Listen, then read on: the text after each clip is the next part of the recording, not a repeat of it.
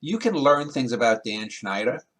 I mean, if that's what you want. I mean, I think I've led an interesting life, but even if I'm in something like that sci-fi novel, the fact that I'm writing about that, or the fact that I write a poem about Al Capone, or the fact that I write that I wrote this, that, or the other thing, that says something about me. If I write a poem about a cat that I love that died, that says something about me. That Dan was a cat lover.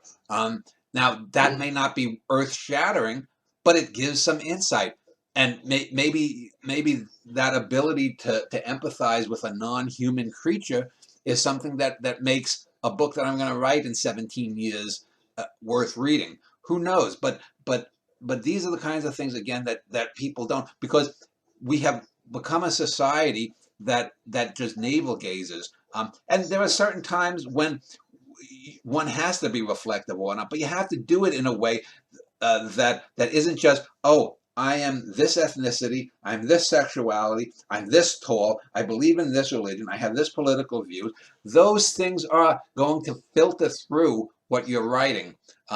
One of the best writers, you mentioned how I didn't mention Jessica. If you read, a great writer was a science writer named Lauren Isley. You probably know the name if Yes, you read some of my you stuff. mentioned He wrote a great autobiography, and in it he doesn't even he mentions he has a wife, but that lack of biographical information doesn't matter, because you know who that person is. You can speculate on what his life with his wife must have been like, um, uh, and he focuses on the important things.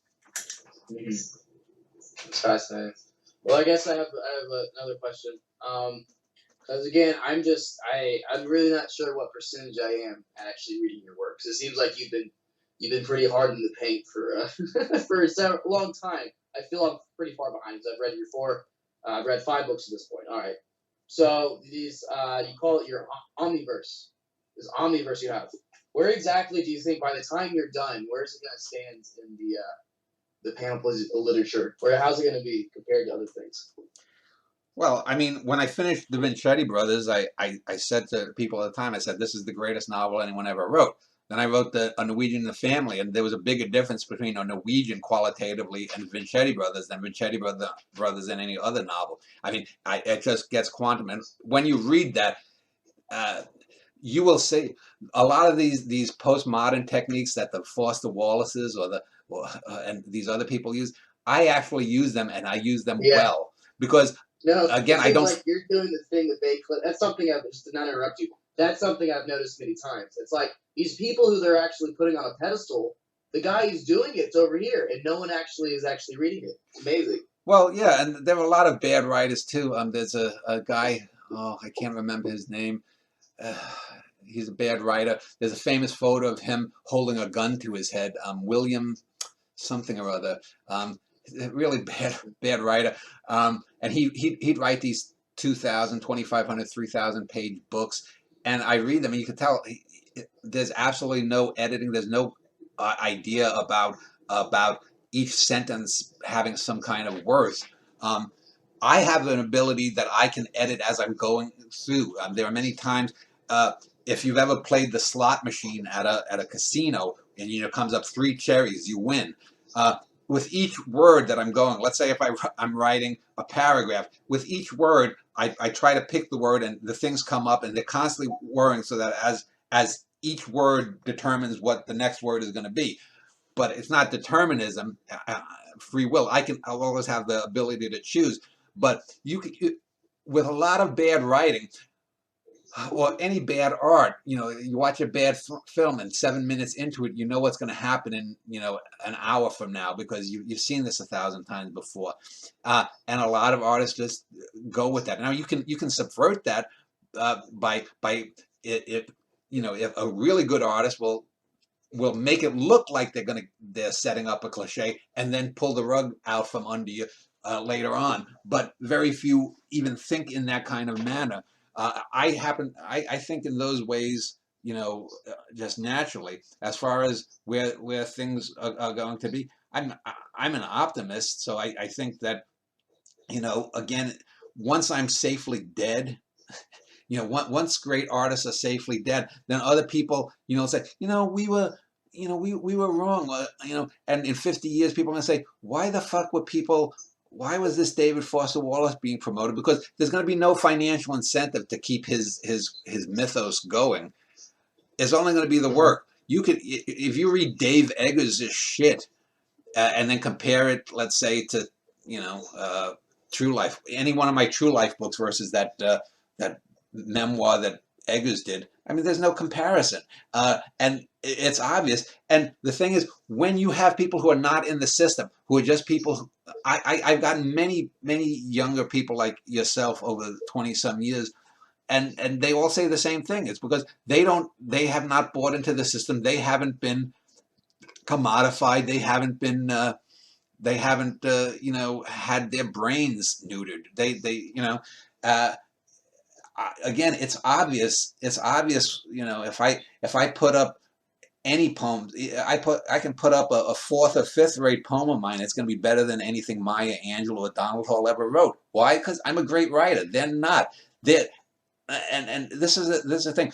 I mentioned another artist who had potential, and this is a woman that I recently met, and I was helping her with her poetry, and she, for some reason, some personal issues or whatnot, things went awry in her mind or whatnot, and she doesn't like the fact, for example, like a lot of people have said, that I'd say that my stuff is great. Well, what am I supposed to do? Lie to you just out of your discomfiture, And this is someone who has produced great art in another field, but a lot of people, there's this false modesty.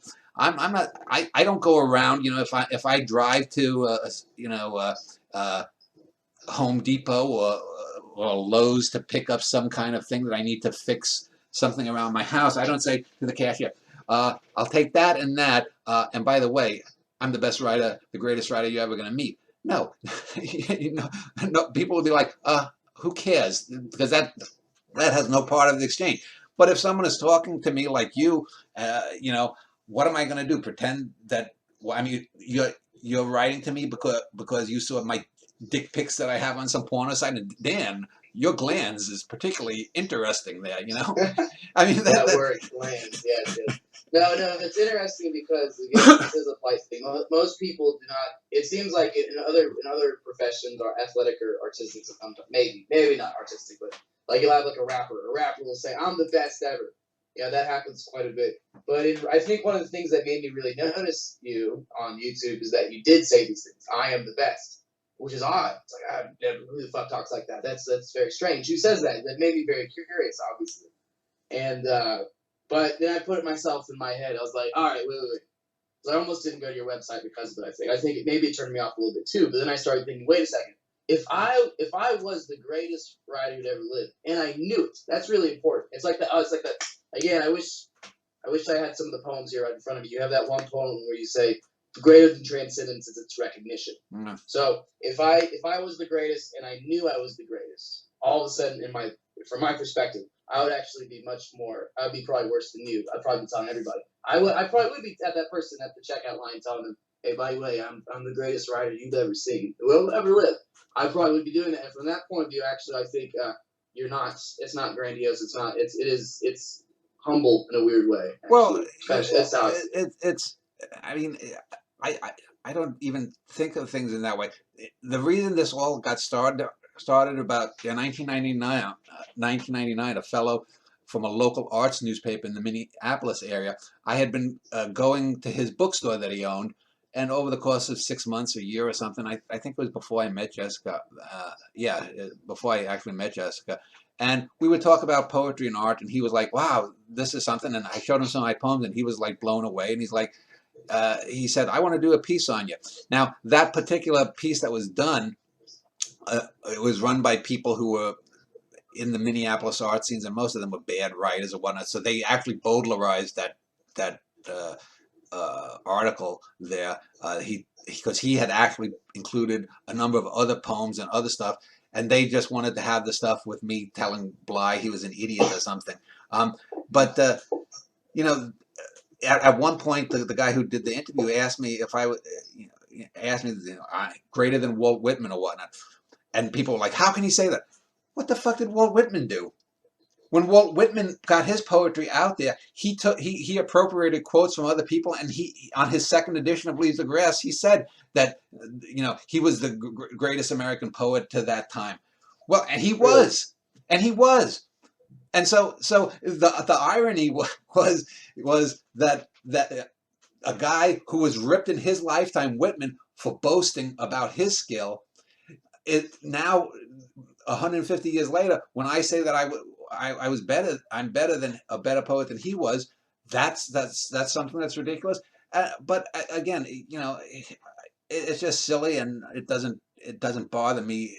It never really bothered me, but it's like, this is the way people are. You should believe in yourself. This is the politically correct thing. Believe in yourself. Know that, but don't say it. Don't say it. If I'm great at this, that, or the other thing, just know it. Don't say it. Well, if I don't say it, then how am I going to brew it or help other people become what they can be? These people, this woman I talked about, how could I help her with her poetry if I didn't say, well, I'm a great poet? Show me your stuff. I'll give. And I gave great detailed information about her stuff, and was helping her. But then she has her emotional shit, and she can't do it. The typical bullshit that artists do. Like I said, many people turn away from the arts for the silliest of reasons.